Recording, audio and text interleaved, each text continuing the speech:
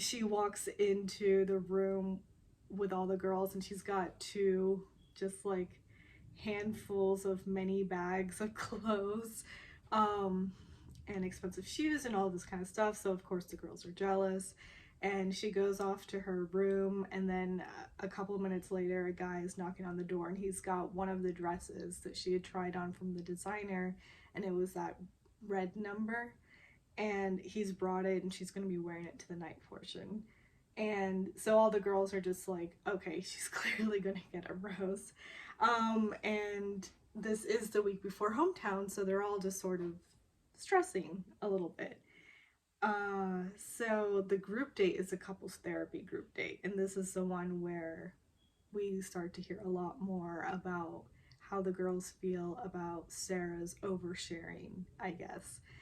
And at first I was just like, why are you girls even really listening and giving her any attention in that sort of way, or like letting it get to you? Just let her do what she's doing and whatever.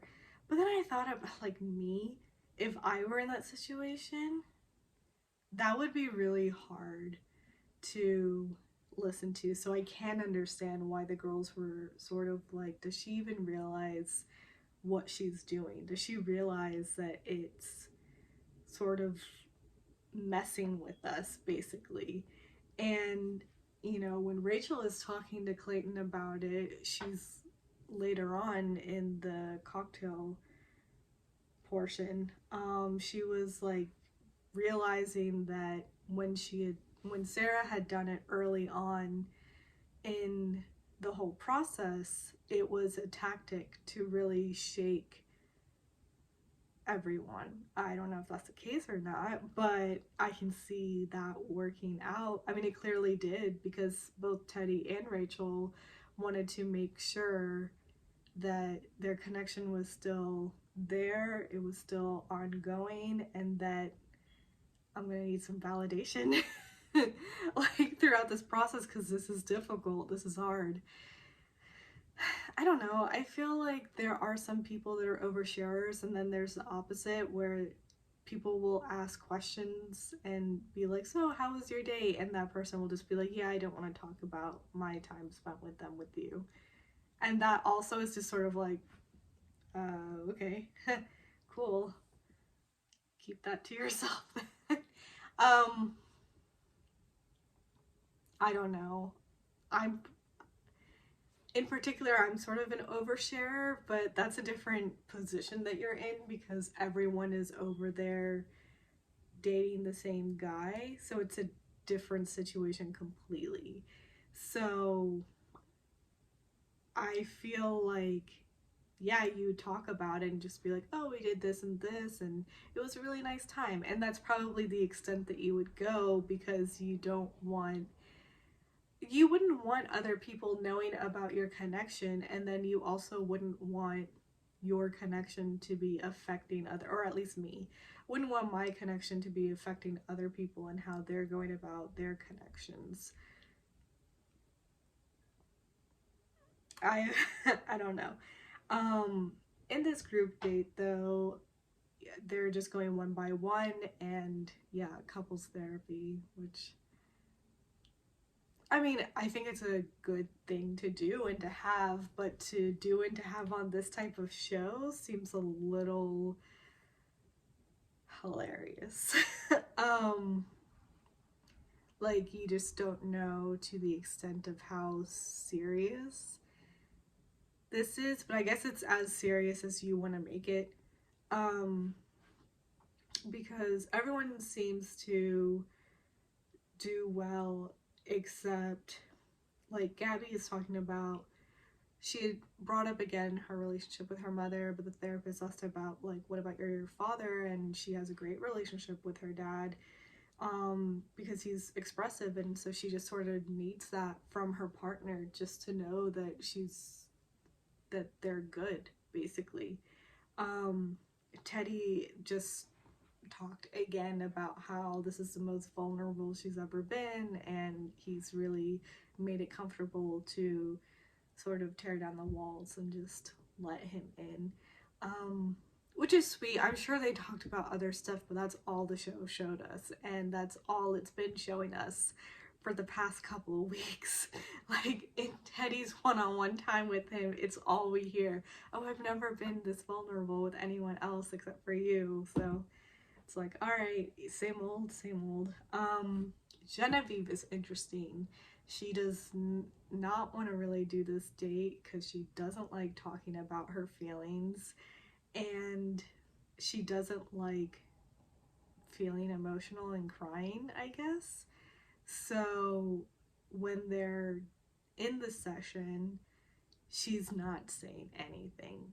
But there is some sort of emotion on her face, like there's something. She probably should consider, speaking with someone.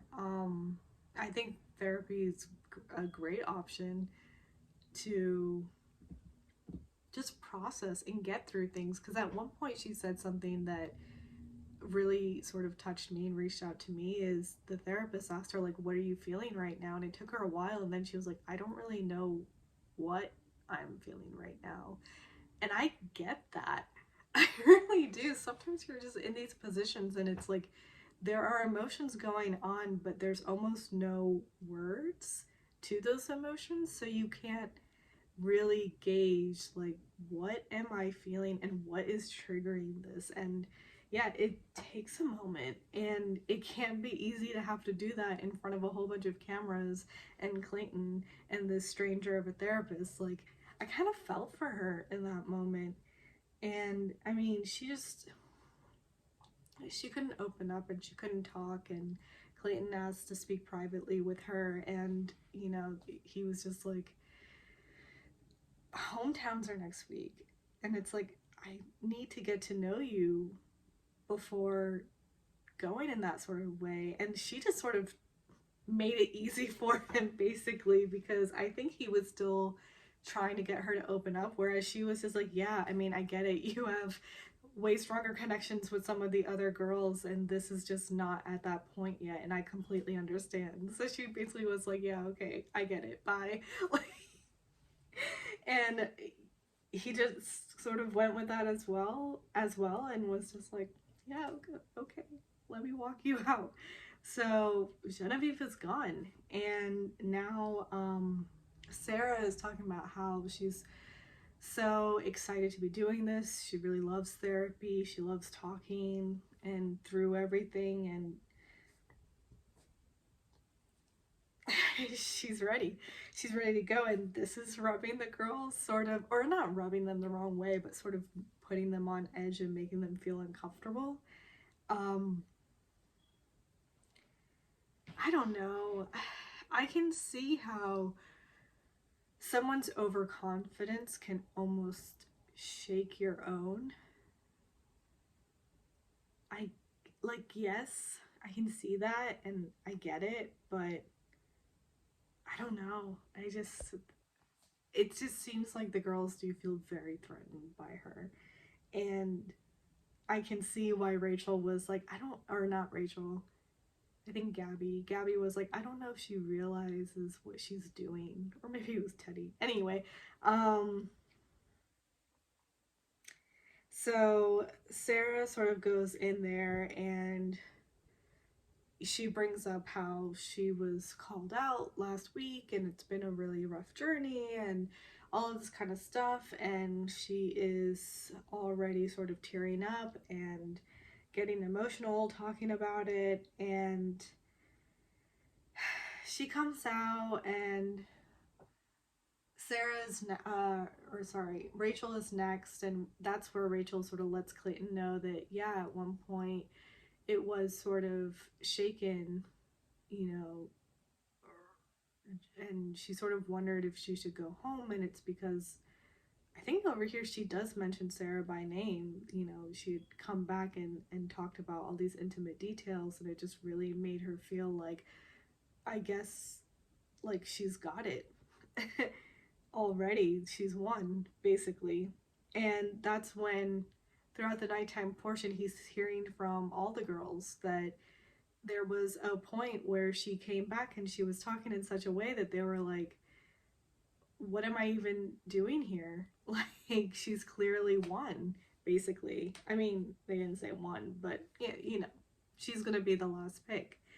And so he's just like, that's not true. Um, because apparently she'd mentioned that he cried or something like that. Anyway, at the end, oh sorry, at the end of the day portion of the group date, the therapist was like, yeah, some of the people, they were genuine, and some, they were performative.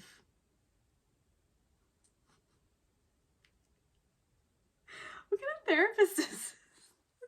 So this, especially when she said that line, you're just, therapy of all forms is a wonderful tool. And this, in the way that it's used as this date or whatever, I'm sure they meant it to be this sort of real thing. And I'm sure it started off that way. But that ending, especially the way she said that line, I just, even if that is the case, it's just like, you know what I mean? Or no? I don't even know how to put it into words. It's just like,